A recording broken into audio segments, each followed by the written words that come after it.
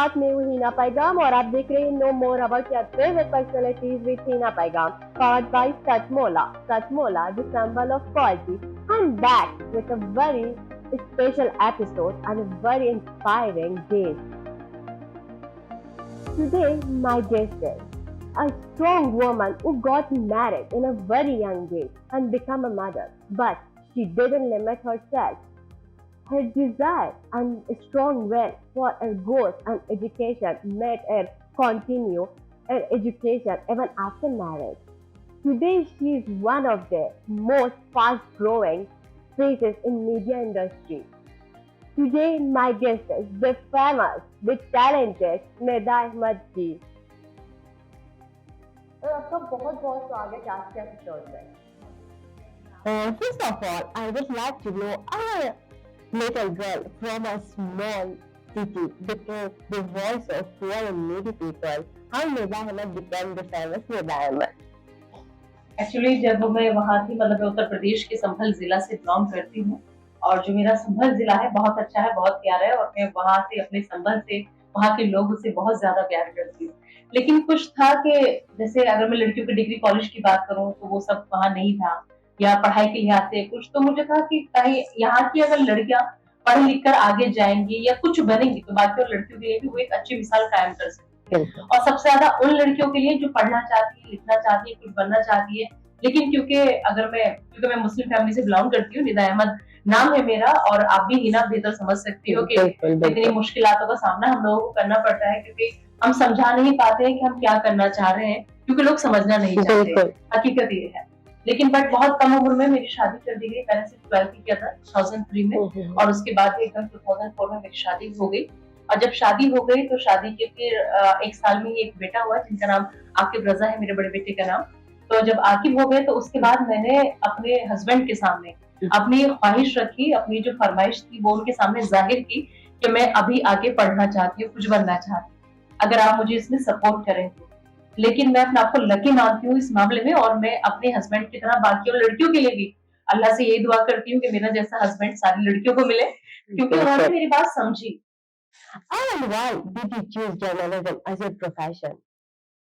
जब अगर मैं मास कम्युनिकेशन की परिभाषा कहूँ या पत्रकारिता की परिभाषा कहूँ तो उसमें मुझे ये था कि बहुत अच्छा लगता था जब मैं टीवी पे देखती थी ना और खासतौर पे वो पार्ट जो पत्रकारिता का कि जब आप लोगों के बीच जाते हो, उनकी बातें सुनते हो, उनकी परेशानियां सुनते हो और सबसे बड़ी बात है कि जब आप उनकी आवाज बनकर उनकी आवाज उठाते हो, वो चीज मुझे मीडिया का पत्रकारिता का वो पार्ट बहुत अच्छा लगता था। हालांकि आज के दौर में वो पत्रकारिता खत्म हो चुकी है, एज ए पत्रकार मैं इस बात से एग्री कर रही हूँ कि नहीं वो चीज अब नहीं रही है कि पत्रकारिता के मायने अब आज के टाइम में बदल गए। लेकिन अभी भी बहुत से पत्रकार ऐसे हैं जो जी जान से पत्रकारिता को पत्रकारिता के तरीके से ही करते हैं, लोगों की आवाज बनते हैं, आवाज उठाते हैं। और अगर आपको भी जिंदगी में कभी ऐसा मौका मिले कि आप किसी की आवाज बन सके, किसी की परेशानी को आगे उठा सके तो जरूर कीजिएगा इस चीज को। बस यही सब सोच के कि मैं लोगों की आवाज बन पाऊँ, उनकी जो परेशानियां हैं अपने चैनल के जरिए उठा पाऊँ या फिर जो सच है वो सबके सामने ला पाऊँ, इस वजह से बस मैंने मीडिया को चुना। और जब चुना था, अच्छा एक मजेदार किस्सा मैं बताती हूँ। जब मैंने आईपीएस में मास कम्युनिकेशन में तो हम लोग जैसे एंकर्स को देखते थे बाकी तो लगता था जब पूछा कुछ कुछ नहीं करना होता, टीपी रीड करनी होती है, देख के ही तो पढ़ना है।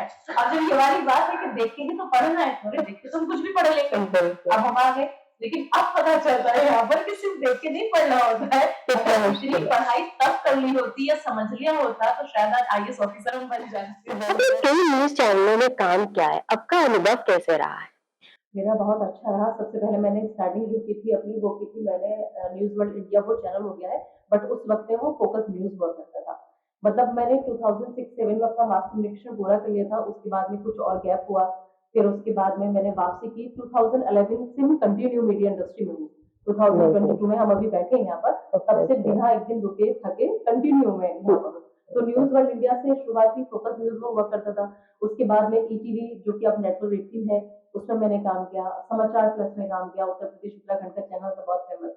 उसके बाद क्या कहते हैं इंडिया टुडे ग्रुप आज तक, जो वो मेरे लिए मेरी अभी तक का करियर का सबसे बेस्ट पार्ट रहा है क्योंकि उस ग्रुप की अच्छी बात ये है कि वो अपने सारे एम्प्लॉय को एक साथ लेकर के चलता है। मतलब मेरा बहुत अच्छा अनुभव वहां कर आया।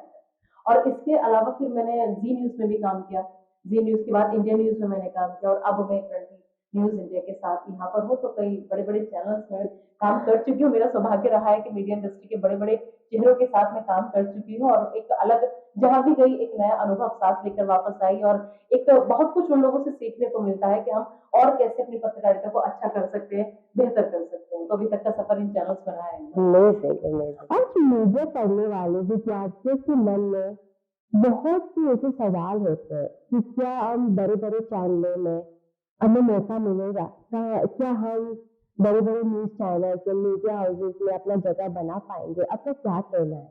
बिल्कुल बना पाएँगे, और इसके लिए मैं उन लोगों से एक चीज़ कहना चाहूँगी, आज के टाइम में बहुत आसान हो गया है कि आप शॉर्टकट अपनाइए, आगे बढ़ जाइए। लेकिन ये कभी मत अपनाना। जितने भी अभी जो भी स्टूडेंट्स हैं मुझे अगर सुन रहे हैं और जानना चाहते हैं कि मीडिया में आप कैसे जगह बनाएँगे या कैसे आप आगे अपने करियर को बढ़ाना चाहेंगे, तो कभी शॉर्टकट का सहारा मत लेना, क्योंकि शॉर्टकट से आप उस जगह पहुँच सकते हो, लेकिन टिक नहीं पाओगे। टिकते हो आप अपनी मेहनत के बल पे, टिकते हो आप अपने काम के बल पे, टिकते हो आप अगर आप अच्छा काम करोगे। कोई भी आप अगर सोर्स लगाते हो तो क्या होता है? सोर्स गई, फ़ोन गया, वहाँ आप पहुँच गए। लेकिन उस संस्थान में रुकना, टिकना आपके काम पे डिपेंड करता है। आप अगर अच्छा काम करेंगे, आप तभी टिकेंगे, और ऐसा नहीं है कि मौका नहीं मिलता है। मैंने अभी जिस ग्रुप की बात की, आज तक ग्रुप, मैं अगर हकीकत बताऊँ कि मेरा वहाँ पर कैसे सिलेक्शन हुआ था, मुझे किसी ने, मैं अपने घर जा रही थी संभल ही, बहुत मतलब मज़ेदार किस्सा है ये। मैं संभल जा रही थी अपने घर, तो अचानक से किसी का मेरे पास मैसेज आया कि इंडिया टुडे ग्रुप में, आज उनका तेज़ चैनल है आज तक का, तो वहाँ से एंकर ने एक रिज़ाइन किया है, अगर आप ट्राई करना चाहें तो कर लीजिए। मैंने ऐसे मैसेज पढ़ा, मैं गाड़ी में सफ़र कर रही थी, मैंने ऐसे मैसेज किया और हँस के मोबाइल रख दिया। अब मेरे हस्बैंड ड्राइविंग कर रहे, ड्राइविंग सीट पर, तो मैंने कहा क्या हुआ? मैंने कहा जैसे आज तक में किसी एंकर ने छोड़ा, तो मुझसे कहा जा रहा है मैं ट्राई करूँ। तो उन्होंने एकदम कहा कि करो ट्राई। तो मैंने कहा अरे पागल हो गए हो? आज तक है वो। मैंने ऐसे हँस के कहा, मैंने कहा आज तक है वो, आप पागल हो गए हो? तो उन्होंने कहा अरे नहीं, तो क्या हुआ? ट्राई करने में क्या जा रहा है? ट्राई करो। तो मैंने कहा नहीं भई, नहीं होगा। उनकी मेरी ये बहस गाड़ी में 1.5 घंटे तक चली। उन्होंने कहा कि नहीं, अरे कम से कम आप उसी इंसान के लिए ट्राई कर लो जिसने बताई है जॉब। उसको कल को ये तो होगा कि मैंने बताया तो आपने ट्राई किया था। आगे को वो और बताएगा कहीं अगर निकलेगी, तो अगर ट्राई ही नहीं करोगे तो वो बताएगा नहीं।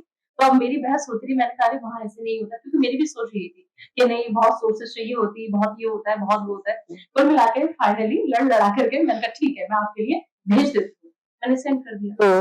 कॉल आ गई। तो कब आपको मौका ज़िंदगी में मिल जाए, इसके लिए कुछ नहीं पता होता है। तो आप कभी भी ये मत सोचिए कि हमें मौका नहीं मिलेगा। हाँ, लेकिन उसके लिए आपको सच्चे मन से और सच्ची लगन से और पूरी शिद्दत के साथ मेहनत करनी होगी, क्योंकि सिर्फ़ और सिर्फ़ आपका काम काम आता है, आपकी मेहनत काम आती है, बाकी कोई और काम नहीं आता। कहते हैं कि आज के टाइम में कॉन्टेक्ट्स पर बहुत डिपेंड करता है, बहुत निर्भर करता है कि आपके लिंक्स होने चाहिए, लेकिन कई बार आपके लिंक्स भी पीछे रह जाते हैं। जब आपका काम बोलता है, तो आपको ज़रूरत नहीं पड़ती फिर किसी भी लिंक्स की। तो आप ऐसे बनिए कि अगर आपकी ज़रूरत किसी को हो, तो आप उसके काम आ सकें, ताकि आप अपना काम निकलवाने के लिए लिंक्स बनाएँ, क्योंकि वो बहुत नुकसान देता है। बिल्कुल बिल्कुल। तो जैसे कि आपको पता है मीडिया में जब हम स्टार्ट करते हैं, स्टार्टिंग बहुत टफ होता है। आपको क्या लगता है जो बच्चे अभी मीडिया की पढ़ाई कर रहे हैं, क्या उनके पास और भी ऐसे प्लेटफॉर्म्स है जो वो अपना आवाज उठा सके? बिल्कुल है, और ये बहुत अच्छा क्वेश्चन पूछा, क्योंकि आज के टाइम में ना सोशल मीडिया का ज़माना है। आजकल हम लोग जो है डिजिटल की तरफ अगर जितना मूव करेंगे हमारे लिए उतना बेटर होगा। क्योंकि पहले हुआ करता था कि लोग टाइम से लगा के न्यूज़ चैनल देखा करते थे। बैठते थे बाकायदा टीवी के सामने कि 8 बजे ये प्रोग्राम आएगा, 9 बजे ये आएगा। लेकिन अब नहीं है ऐसा, क्योंकि अब आज के टाइम में क्या है, टीवी से ज़्यादा हम लोग मोबाइल पे डिपेंड करते हैं, और हमारे पास सबके पास मोबाइल है, बच्चे-बच्चे के पास मोबाइल है। तो सोशल मीडिया एक ऐसा प्लेटफ़ॉर्म है, या फिर यूट्यूब चैनल्स जो लोगों ने अपने बना लिए हैं सोशल मीडिया पे, तो वो बहुत अच्छा प्लेटफ़ॉर्म है। आप सिर्फ यही मत सोचिए कि हम न्यूज़ चैनल के ज़रिए ही जाएँगे, तो आगे बढ़ेंगे। आज के टाइम में अगर आप सोशल मीडिया पर भी एक्टिव रहते हैं, आज के टाइम पे अगर आप यूट्यूब पे भी अपना कोई चैनल बना लेते हैं और उसको अच्छे से अगर आप फ़ॉलो करते हैं, क्योंकि जो चीज़ हम काम करते हैं, जैसे मैं अपना एक शो कर रही हूँ आजकल मिज़ाज इंडिया का। अब क्योंकि मैं चैनल के साथ हूँ, तो चैनल के साथ बनी हुई, तो मैं चैनल की आईडी के साथ ही करती हूँ। बट जो शो मैं कर रही हूँ, अगर इस चीज़ को नॉर्मल कि हम पब्लिक का व्यू जानने की कोशिश करें, जनता का मिज़ाज जानने की कोशिश करें, तो ऐसे नहीं तो हमें नहीं बताएँगे। तो कई बार आपकी बहुत सी चीज़ें ऐसी भी हैं कि अगर आप यूट्यूब पे भी कुछ रिकॉर्ड करके डाल सकते हैं, तो आप वहाँ से भी एक अच्छे एंकर बन सकते हो, वहाँ से भी आप एक अच्छे पत्रकार, रिपोर्टर बन सकते हो। बेशक आप हक की आवाज़ ही उठाइएगा, और नाहक उसका सहारा लेके किसी को मत सताइएगा, इस चीज़ का भी ध्यान रखें। बिल्कुल। और ये चीज़ बिल्कुल मत सोचिएगा कि सीधा डायरेक्ट जाके आपको एंकर ही बनना है। एंकर बनने के लिए भी बहुत कुछ करना पड़ता है, क्योंकि आप एक अच्छे एंकर तभी बन सकते हो, जब आप खबरों को गहराइयों से समझ सकते हो। जब आप खबर के पीछे की खबर क्या है, वो आपको पता होनी चाहिए, या उस खबर का आपको महत्व पता होना चाहिए कि अगर मान लीजिए किसी को कोई सज़ा का ऐलान हुआ है, तो वो आज भी उस आदमी की प्रोफाइल कितनी मैटर करती है हमारे समाज के लिए, आपको पता होना चाहिए। होती है। अगर कोई केस है, मान लीजिए हम 1984 दंगा की बात कर ले, या हम कोई सा भी अगर कोई सा भी हादसा अगर उठा लें, उससे रिलेटेड कोई खबर आ जाए, तो आपको बैकग्राउंड पता होना चाहिए। मतलब सिर्फ मेकअप लगा करके या अच्छी ब्लेजर कोट पैंट पहन करके स्टूडियो में रहना एंकरिंग नहीं है। आपको उस खबर की तह तक जाना, पता होना, उस हादसे के बारे में, उस घटना के बारे में, उस मुद्दे के बारे में, ये बहुत जरूरी है। और इसके लिए जरूरी है आपका न्यूज़पेपर रीड करना, जो आज के टाइम में कोई भी नहीं करता है। और मैं ही नहीं करती हूँ, मैं ज्यादा क्या बोलूँ, मैं मेरी भी आदत छूट चुकी है, क्योंकि हम कुछ भी आता मोबाइल पे पढ़ना छोड़ दिया। बट आपके लिए न्यूज़पेपर पढ़ना इसलिए जरूरी है क्योंकि हम जब कोई भी खबर पढ़ते हैं, मतलब इलेक्ट्रॉनिक मीडिया और प्रिंट मीडिया में डिफरेंस मैं आपको बता रही हूँ। इलेक्ट्रॉनिक मीडिया में हमें 4 लाइन खबर के तौर पर, ब्रेकिंग के तौर पर मिल जाती है, आप उसको पढ़िए निकल जाइए। लेकिन उस खबर के पीछे का सच क्या था, पीछे की पूरी कहानी क्या थी, कब से ये सब कुछ चल रहा है। अब जैसे अगर मैं दिल्ली में हम बैठे हैं, दिल्ली की बात करें, आम आदमी पार्टी और बीजेपी में तकरार की स्थिति आमने सामने है। क्यों है? जब तक हमें ये पता ही नहीं होगा तो हम क्या बोलेंगे ऑनलाइन।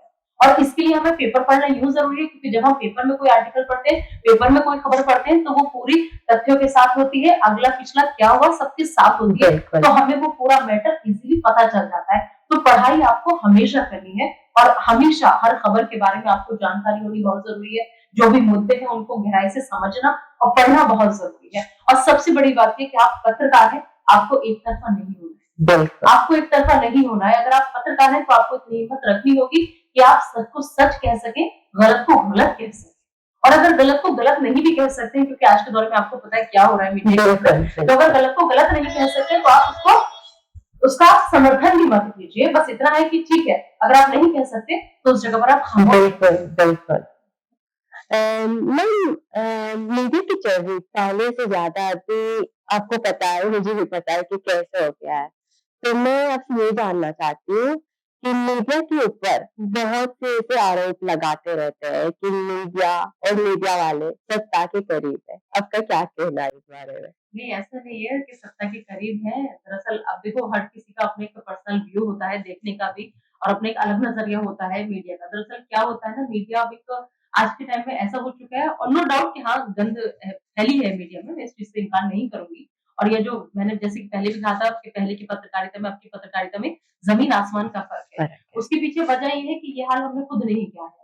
मैंने जो कहा कि आपको कभी भी एक तरफ नहीं झुकना है, इसी वजह से कहा है, क्योंकि जब कोई पत्रकार किसी एक तरफ झुक जाता है, तो जाहिर सी बात है कि सत्ता के करीब होने का आरोप अपने आप लग जाता है, उसके साथ तो जुड़ जाता है, और वो बताने की जरूरत भी नहीं पड़ती। तभी मैंने कहा कि आप लोग बैलेंस रहिएगा, सच को सच कहिएगा, और अगर गलत को गलत ना भी कह पाए तो उसका समर्थन मत कीजिएगा, आप चुप रहिएगा। और रही बात लोगों की, लोग मीडिया को कैसे देखते हैं, तो लोगों का जो मैंने अभी तक मतलब ऑब्जर्व किया लोगों को, तो उसमें क्या दिक्कत है दरअसल लोगों की, वो ये दिक्कत है कि अगर उनके घर के बाहर की नाली भी अगर जाम हो जाए, तो वो चाहते हैं कि मीडिया आए और उसको दिखाए, उसको चलाए, लेकिन उसी मीडिया को दिन रात गाली भी देते हैं। अगर ये जो तमाम जितने भी मुद्दे उठते हैं, देखिए कोई कभी किसी के फेवर में होता है, तो कोई किसी के अगेंस्ट होता है। कोई अगर साथ में बात कर रहा है किसी के समर्थन में जाके गलत कभी, तो उस गलत को गलत कहने वाले भी मीडिया में। ऐसा नहीं कि सारे चैनल्स एक से हैं, या मीडिया में काम करने वाले सारे पत्रकारों की सोच एक जैसी है, ऐसा नहीं है। नेगेटिव पॉजिटिव दोनों है, और यही वजह है कि तमाम खबरें जो है तो असल भी सामने आती है, गलत भी सामने आती है। बहुत सी चीजें ऐसी भी वायरल हो जाती हैं जिनका एक ही पार्ट सिर्फ हम लोग देख पाते हैं, लेकिन कुछ पत्रकार ऐसे भी होते हैं कि उस चीज को, उसी वीडियो को पूरा भी डालते हैं कि नहीं, इसका सच ये है। तो सच और झूठ में फर्क हमें करना है, तय हमें करना है कि कौन सी खबर को हम कैसे देखना चाहते हैं। जैसे अगर मैं अभी मतलब ज्यादा कुछ नहीं कहूंगी, राहुल गांधी की अगर हम बात करें, आलू और सोने वाली आपने वीडियो देखी होगी, उसको लेके खूब मजाक उड़ा, खूब सब कुछ हुआ, बट वो सिर्फ इतना पार्ट ही जो हमें दिखाने की कोशिश की गई, हमने वो देखा।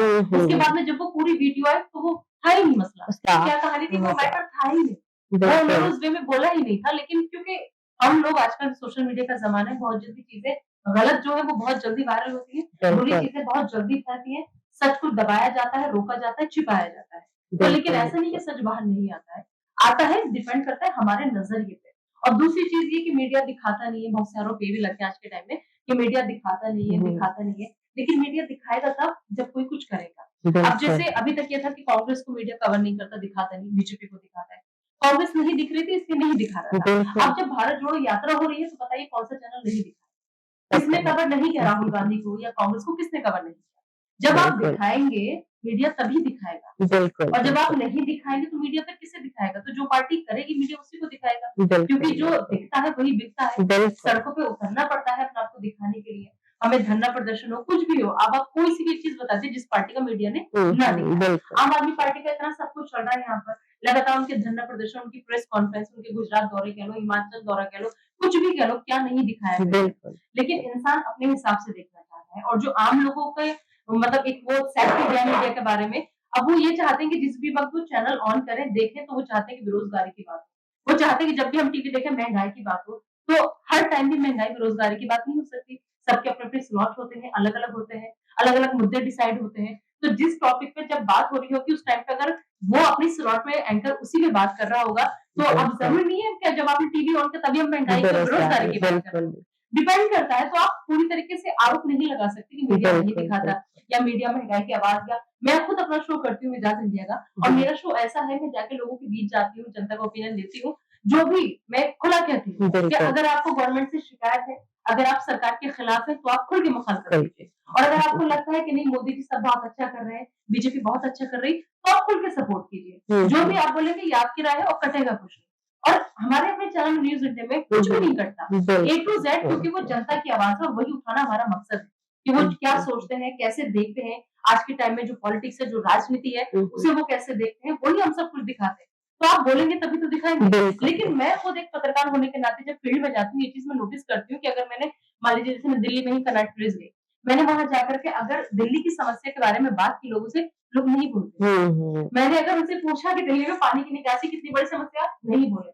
मैंने उनसे पूछा कि रोज़गार को लेकर के आम आदमी पार्टी क्या कर रही है? नहीं बोले। नहीं। मैं पूछती हूँ उनसे कि अच्छा जो आपको मुफ्त सेवाएँ दी जा रही हैं, बढ़िया चल रहा है सब कुछ, अस्पताल में मिल रही है क्या आम आदमी पार्टी? नहीं बोले। नहीं। लेकिन वहीं अगर खड़े होके मैंने हिंदू मुस्लिम में कुछ बोल दिया, तो पूरी लाइन बात लग गलती जाएगा, है। बिल्कुल, तो ये बिल्कुल। गलती आप लोगों की भी है क्योंकि आप सिर्फ यही देखना चाहते हैं, आप इसी के बारे में बोलना चाहते हैं, आपसे अगर आपकी आवाज़ उठाने के लिए कहा जाए, तो आप उसमें कोई नहीं, इंटरेस्ट नहीं लेते। बिल्कुल, आपको मज़ा ही नहीं आता, आपको मज़ा भी सिर्फ और सिर्फ हिंदू-मुस्लिम करने में आता है। बिल्कुल। आपको मज़ा भी सिर्फ और सिर्फ बीजेपी और कांग्रेस करने में आता है। आप जब तक अपने मुद्दों में खुद नहीं आगे बढ़ के बोलेंगे, आपको खुद नहीं पता होगा कि आपके क्या हक है, तो फिर उनकी आवाज़ कोई कैसे उठाएगा? इसके लिए आप लोगों को जागरूक होना बहुत ज़रूरी है। आप लोगों के पास अगर कोई भी मीडिया वाला जाता है, कोई भी संस्थान का जाता है, आप कहिए कि हमारी समस्या पहले ये है, आप इसका सॉल्यूशन ढूँढिए। और बिल्कुल, सिर्फ ये मीडिया के लिए नहीं, नेताओं के लिए भी लागू हो बिल्कुल, रहा है कि अगर आपके पास कोई भी लीडर जा रहा है, कोई भी पार्टी का जा रहा है, आप पूछिए कि आपने अभी तक हमारे लिए ये कहा था, आपने कब किया? क्या आप पहले किया? ये पूरा कीजिए, हम देन बिल्कुल। फिर आपको आगे चुनेंगे। आप अगर बिल्कुल। अंधविश्वास करके और आप अगर बिल्कुल अंधभक्त होकर के उनको चुनते रहेंगे, तो आपके लिए क्यों करेंगे? क्योंकि उन्हें तो अंधा विश्वास है कि हम कुछ करें या ना करें, जीत हमारी तय है। और जब तक उन नेताओं को ये विश्वास रहेगा कि हमारे बिना कुछ करने से भी जीत हमारी तय है, तो माफ़ करना दोस्तों आपके लिए वो कभी कुछ नहीं करेंगे। बिल्कुल, कभी कुछ बिल्कुल। नहीं करेंगे। तो कुछ भी बदलने के लिए सबसे पहले हमें अपने अंदर बदलाव लाना बिल्कुल, होगा। क्योंकि बिल्कुल। जब तक आप बदलोगे नहीं, बदलाव होगा। Let's take a short break. Continue watching. Know more about your favorite personalities with Hina Paiga. जितना जी में आए खाओ, बस खाते ही खाते जाओ। डरने की क्या बात है, जब सतमोला साथ है। टेस्ट है इसका सबसे निराला, हर दिल पर जादू कर डाला। स्वाद स्वाद में जमकर खाया, सतमोला ने खूब बचाया। खाने से डरता है क्या? सतमोला। ब्रेक से पहले आपने राजनीति के बारे में बात किया, तो आइए हम भी सियासत के बारे में बात करते हैं। मैं समझ गई आप क्या पूछेंगी। मैम, आप राजनीति से भी जुड़े हुए हैं और आपने चुनाव भी लड़ा है। वर्तमान समय में भारतीय राजनीति के बारे में आपका क्या कहना है? राजनीति कीजिए, खूब कीजिए, जमकर कीजिए, लेकिन ऐसी बिल्कुल मत कीजिए जिससे आपकी राजनीति का कोई शिकार हो जाए और गलत शिकार हो जाए। क्योंकि ये सब जगह लागू करता है, चाहे आप चैनल की पॉलिटिक्स की बात कर लूँ मैं या फिर आपने मतलब मौजूदा सियासी उसकी बात कर लूँ। अब अक्सर लोग मुझसे ये सवाल करते हैं, शायद आपका भी अगला सवाल मुझसे ये हो सकता है कि मैंने बीच में पत्रकारिता को छोड़ के पॉलिटिक्स क्यों जॉइन की? बिल्कुल। तो इसके पीछे रीज़न ये था कि जैसे मैंने पहले बताया कि मैं उत्तर प्रदेश के संभल जिला से बिलॉन्ग करती हूँ और मेरे यहाँ पर आज भी लड़कियों के लिए डिग्री कॉलेज नहीं है। मेरे यहाँ पर आज भी कोई ऐसा कोर्स नहीं है जो 12th के बाद अगर बहुत से बच्चे ऐसे होते हैं जिनके माँ-बाप का हिसाब-किताब नहीं होता है कि वो आगे और उनको एजुकेशन दिलाएँ, तो वो अगर कोई 12th के बाद कोई कोर्स कर पाएँ, ऐसा कोई मतलब कोर्स की कोई व्यवस्था नहीं है मेरे अपने शहर में। और मेरे यहाँ पर कोई लाइब्रेरी तक नहीं है। और मेरे यहाँ पर मतलब अगर मैं पत्रकारों के लिए बात करूँ, उनके लिए भी बैठने का कोई एक होता है ना कि प्रेस क्लब है, वो नहीं है। कुछ तो भी बहुत सी चीजें ऐसी हैं जो मुझे लगा कि अगर मैं पॉलिटिक्स में गई और अगर मैं जीत गई और विधायक बन गई उस एरिया की, तो कम से कम मैं अपने यहाँ के लोगों के कुछ काम आ सकती हूँ। और अगर आप सबको भी जो भी मुझे अभी यहाँ सुन रहे हैं, आप सबको भी अगर अपनी जिंदगी में कभी कोई मौका ऐसा मिले कि आप अपने इलाके के लिए कुछ कर पाए, आप अपने यहाँ के लोगों के लिए कुछ कर पाए, उनके काम आ पाए, तो पीछे मत हटिएगा, जरूर कीजिएगा। और मैंने भी यही सोचा था कि हो सकता है कि मैं जब विधायक बन जाऊंगी तो मैं विधायक निधि से अपने वहाँ की लड़कियों के लिए डिग्री कॉलेज खोल पाऊंगी। मैं वहां पर अपने बच्चों के लिए 12th के बाद अगर वो कोई कोर्स करना चाहते हैं, वो मैं उसकी व्यवस्था कर पाऊंगी। मैं अपने यहाँ पर एक लाइब्रेरी बना पाऊंगी। बहुत कुछ सोचा था मैंने अपने इलाके के लिए, और यही सब सोच करके कि शायद मैं उनके काम आ जाऊं और अपने इलाके के लिए कुछ बेहतर कर पाऊं, तो इससे ज्यादा खुशनसीबी मेरे लिए कुछ नहीं होगी। मैं बस अपने लोगों के लिए अच्छा करने के लिए गई थी, अपने संभल को बदलने के लिए मैं पॉलिटिक्स में गई थी। अपने संभल को मैं ऐसा बनाना चाहती हूँ, और अभी भी मैं ऐसा बनाना चाहती हूँ कि मेरे संभल की जो भी सरहद या जहां से भी मान लीजिएगा 4 जगह से एंट्री मेरे संभल में हो रही है, कि मुरादाबाद से भी आप आ सकते हो, गजरौला से भी आप आ सकते हो, बेंजोई से भी आप आ सकते हो। तो जब संभल की सरहद शुरू हो, तो इंसान को ऑटोमेटिकली ये पता चल जाए कि हमने संभल की सरहद में कदम रख लिया है। मैं अपने संभल को ऐसा बनाना चाहती हूँ। निदा जी ने इतने बेहतरीन तरीके से मेरे सवाल का जवाब दे दिया कि अब मुझे नहीं लगता कि सियासत के बारे में कुछ और पूछना चाहिए मुझे। मैम, अगर मैं टारगेट करूं, अगर मैं मुस्लिम लड़कियों के बारे में बात करूं, ये आपको भी पता है कि मुस्लिम फैमिलीज में जब लड़कियां बोलते हैं कि हमें मीडिया में जाना है, तो चाहे उनका पापा हो, चाहे उनका भैया हो, कोई भी, सब रोकते हैं कि नहीं, तुम नहीं कर सकते हो। और इस चीज को वो लोग जो अपने इज्जत पे लेते हैं कि नहीं, समाज क्या कहेगा, लोग क्या कहेगा। तो आपका क्या कहना है इस बारे में? आपके सामने ये सब कुछ मैंने भी फेस किया है। ये सब कुछ मैंने भी फेस किया है, और मैं इसलिए मैंने शुरुआत में भी आपको बताया था कि बहुत मुश्किल होता है, खासतौर पर एक मुस्लिम लड़की के लिए। क्योंकि सबसे पहले तो मैं अगर मतलब एक सच्चाई अपनी और बताऊं, तो जो शायद बहुत कम लोग जानते होंगे, लेकिन जो अभी मुझे सुन रहे हैं, तो मैं आज जब भी अपने यहाँ जाती हूँ, तो मैं आज अभी भी बुर्का होती हूँ। और जबकि ऐसा नहीं है कि मतलब मुझे इस रूप में किसी ने नहीं देखा है, या मेरी फैमिली को नहीं पता है कि मैं जीन्स टॉप भी पहनती हूँ, बट क्योंकि वहां का नहीं है ऐसा, सोच नहीं है ऐसी वहां की कि वहां की लड़कियां बिना बुर्के के रहें, या वहां की सोच नहीं है ऐसी कि लड़कियां बिना पर्दे के रहें। और अब तो इतना कुछ चल रहा है, हिजाब, पर्दा, सब कुछ है। लेकिन मैं जो हमारे धर्म गुरु अपने आप को बताते हैं कि हम मुस्लिमों के धर्म गुरु हैं, या जो हमारे रहनुमा अपने आप को बताते हैं कि भैया मुस्लिमों के रहनुमा है, तो माफ करना, आप नहीं है हमारे लिए भी। और जो भी लड़कियां अगर पढ़ना चाहती है, कुछ बनना चाहती है, तो आपको किसी ने ये हक नहीं दिया है कि आप उनके पैरों में बेड़ियां डालिए, आप उनको घर में रोकिए। क्योंकि होता क्या है, खासतौर पर मुस्लिम फैमिलीज में, मैंने खुद ने ये चीज देखा है कि हमारे ही सामने हमें बिठा करके जब भी टीवी पे अगर कोई ब्रेकिंग न्यूज आ रही कि साइना नेहवाल ने ये कर दिया, तो हमारे ही घर के बड़े कहते हैं देखो ये होती है लड़कियां, देखो उसने कैसे अपने माँ बाप का नाम रोशन किया। लेकिन आपने कभी सोचा कि वो वहां तक कैसे पहुंची? वो वहां तक इसलिए पहुंची क्योंकि घर से उसको सपोर्ट मिला, उसके माँ बाप ने उसको रोका नहीं। और सबसे बड़ी बात ये, आप अपनी लड़की को चार दीवारी में कैद करके रखते हो, उसके सामने फिर बैठ के दूसरी लड़कियों की आप मिसाल देते हो, तो आप उसको इतनी छूट दीजिए कि वो जो आजाद होकर उड़ना चाहती है वो उड़ पाए। उसको आप इतनी छूट दीजिए कि वो जो अपने पंख फैलाना चाहती है वो फैला पाए। उसे आप इतनी छूट दीजिए कि कल को आप अपने बेटे और बेटी में फर्क ना कर पाए, क्योंकि बेटियां किसी से भी कम नहीं है। अगर बेटा आपके कंधे से कंधा मिला के चल सकता है, तो बेटियां भी चल सकती है। लड़की को अगर 7 सालों में भी बंद कर देंगे ना, और उसको अगर जो करना होगा वो हर हाल में करेगी। इससे बेहतर है कि आप उसको फ्री छोड़िए, आप उसको आजाद रखिए, आप उसको एक बार उड़ने का मौका तो दीजिए, उसको पंख फैलाने का मौका तो दीजिए। फिर आप देखिए कि आप कहाँ पहुंच सकती है आपकी अपनी बेटी, और आप लोग कहाँ पहुंच सकते हैं। मैं अगर अपनी ही बात करूं, जब शुरुआत में मैंने शुरुआत की यहाँ से, तो बहुत ऑब्जेक्शन था मेरे मायके में भी, मेरे ससुराल में भी। और लोग मतलब बाकायदा मेरी फोटोज और मेरे वीडियोस ना, जो बाकी और रिश्तेदार है ऐसे दिखाते थे, देखो देखो वो ऐसे कर रही है, देखो देखो वो ऐसे कर रही है। मतलब लिटरली मोबाइल में मेरे वो चलते थे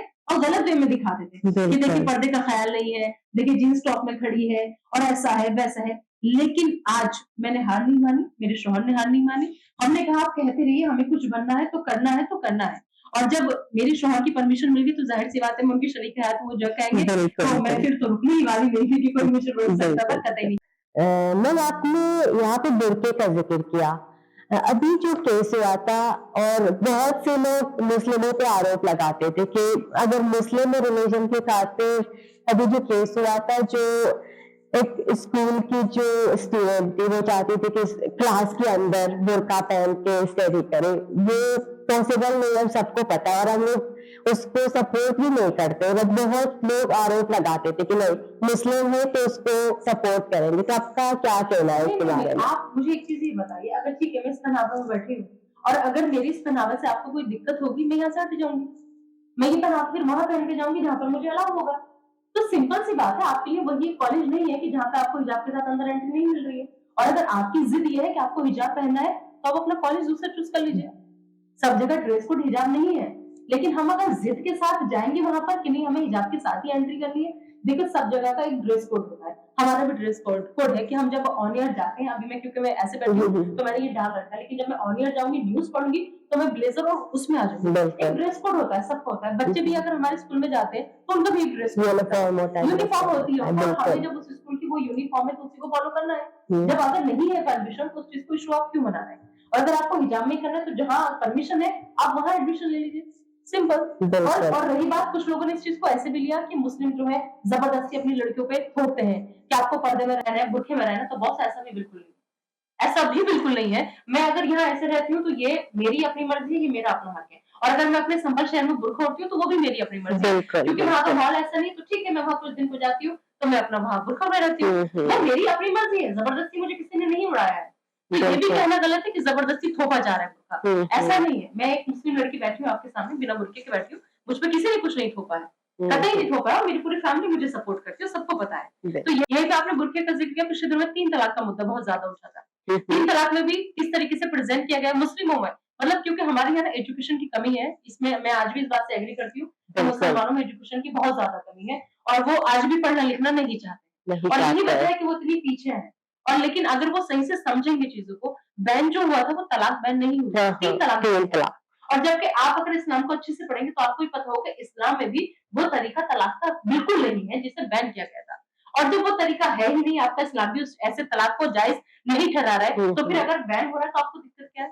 आप बिल्कुल उसका समर्थन कीजिए, आप उसको सपोर्ट कीजिए कि हाँ गवर्नमेंट ने अच्छा किया, ऐसा हो गया, लेकिन आपको गलत पढ़ाया जाता है, आपको गलत बताया जाता है, आपको गलत दिशा में मोड़ दिया जाता है कि सिर्फ ये मुस्लिमों के खिलाफ है, तलाक बैन कर दिया। बिल्कुल आप पहले बिल्कुल। समझिए कि बैन हुआ क्या है, तलाक बैन नहीं हुआ है, 3 तलाक बैन हुआ है।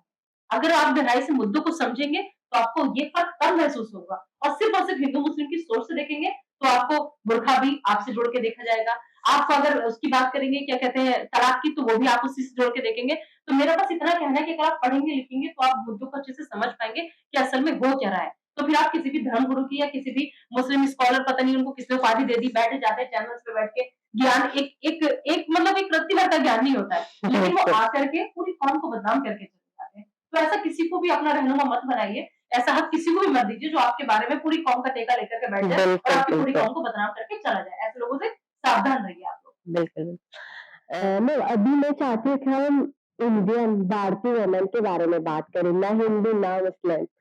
तो आज के समाज में आप महिलाओं की स्थिति को कैसे देखती है? महिलाओं की स्थिति दरअसल देखो ज़्यादा कुछ बदला नहीं है, लेकिन आज के टाइम में हम महिलाएँ खुद इतनी मजबूत हो गए हैं कि कम से कम हमारे साथ क्या अच्छा हो रहा है, हमारे साथ क्या गलत हो रहा है, हम उसमें फ़र्क कर पाते हैं। और उस फ़र्क को दूसरों को महसूस भी करा पाते हैं कि आप जो इस नज़र से हमें देख रहे हो, हमें पता है आप किस नज़र से देख रहे हो। लेकिन बिल्कुल। आज के टाइम में देखिए अभी भी बहुत सी जगह ऐसी है, बहुत सी जगह ऐसी है जहाँ पर औरत को पैर की जूती समझा जाता है। आज भी।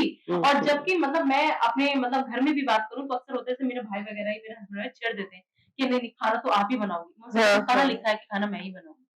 मैं कहती हूँ बताइए आप कहाँ लिखा है कि खाना मैं ही बनाऊँगी, झाड़ू पोछा औरत ही करेगी? लेकिन क्योंकि सोच है और स्टेरियोटाइप है। ये सोच जो है बहुत लंबे वक़्त से डेवलप होती आ रही है। और बिल्कुल वो सोच आज भी है कि अगर घर से देखिए बेटा अगर कमाने जा रहा है, जब बेटा लौट के आता है वापस तो उसके लिए घर वाले पानी भी लेके खड़े हैं, खाना भी तैयार है और जल्दी से तैयार कर दो, देर ना हो जाए। लेकिन वही काम औरत करके बाहर से जा रही है, जॉब से बाहर जा रही है, तो घर में जाके उम्मीद होती है कि दिन भर तो थी नहीं, अब 2-4 काम घर के भी नहीं कर सकती है क्या? बिल्कुल।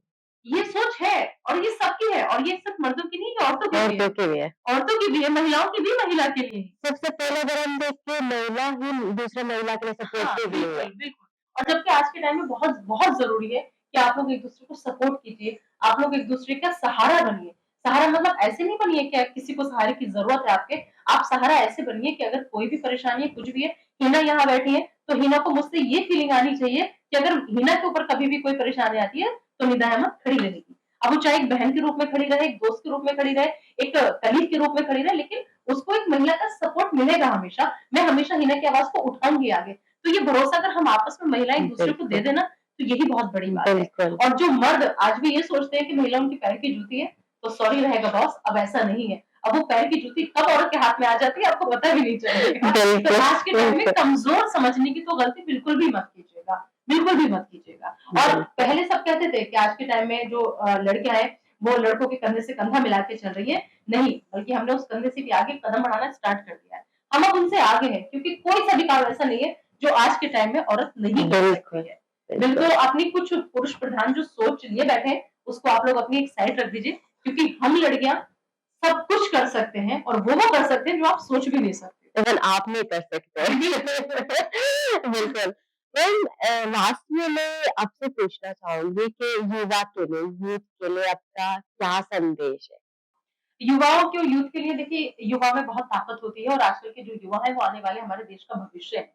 तो आने वाले वक्त में आप अगर यूथ कहीं इकट्ठा होता है तो कभी भी ऐसे मसले का सपोर्ट मत कीजिएगा जिससे आने वाली जो बाकी और युवा पीढ़ियां हैं, जो हमारे छोटे बच्चे हैं जो आपको देख रहे हैं, आपसे सीखेंगे, तो उनमें एक गलत मैसेज है। अगर आप युवा हैं, आप अपनी आवाज बुलंद कर सकते हैं, तो आप हमेशा एक तो सच का साथ देना, सही का साथ देना और अपनी आवाज बुलंद करने के लिए आगे जरूर आना, क्योंकि यूथ की आज के टाइम में हमें बहुत ज्यादा जरूरत है। क्योंकि आज का जो यूथ है यही आने वाले वक्त में हमारे देश का भविष्य बनेगा और जो हमारे बच्चे हैं वो फ्यूचर में इनसे ही सीखेंगे, इनको ही देख के वो आगे बढ़ेंगे। तो आप यूथ हो, आप लोग जो हो अपनी आवाज, क्योंकि यूथ में अगर आज का यंग जो जनरेशन है अगर वो मिल जाए ना तो अच्छों की, चाहे वो किसी की भी गवर्नमेंट हो, गिरा भी सकते हैं और बना भी सकते हैं। तो सही मुद्दों पर फाइट कीजिए, लोगों के लिए अपनी आवाज बुलंद कीजिए, क्योंकि यूथ जब एक आवाज बन के उभरता है ना तो उसका मैसेज बहुत दूर तक जाता है। तो आपको जो भी लग रहा है आज के दौर में, हम जिस सियासत की बात कर लें या हम जो माहौल हमारे देश में अभी चल रहा है उसकी बात कर लें, हिंदू मुस्लिम की बात कर लें, बहुत है, गरीबी की बात करें, बेरोजगारी की बात करें, महंगाई की बात कर लें, अगर हमारा यूथ एक साथ होकर सही दिशा में अगर अपनी आवाज उठाएगा तो उसका जो असर है वो आने वाले वक्त में बहुत सही पड़ेगा और ये आवाज बहुत दूर तक जाएगी। क्योंकि आज ये प्रूव हुआ कि निदा अहमद जी बस सवाल पूछने में ही बेहतरीन नहीं बल्कि जवाब देने में भी बेहतरीन है। Ma'am, thank you so much for your time. Interview इतना इंस्पायरिंग है, इतना स्पेशल कि मेरा पर्सनली फेवरेट इंटरव्यू रहेगा। सतमोला ग्रुप ऑफ कंपनीज की तरफ से जो गिफ्ट आपके लिए। Thank you so much, thank you so much. Satmola परिवार को, साथ ही साथ जो भी दर्शक हमें अभी यहाँ देख रहे हैं, आप सभी का बहुत बहुत शुक्रिया और साथ ही साथ आप सबको दीपावली की हार्दिक शुभकामनाएं। Thank you so much, ma'am. On behalf of Voice of Women team, I wish you all a very happy Deepavali. Change the way you think to change the world. It was another inspiring episode with Nida Ahmed ji. Thank you so much, Satmola Group of Companies and Anil Mittal for sponsoring our show. Continue watching, know more about your favorite personalities with Hina Paigam and stay tuned for another inspiring episode with another guest.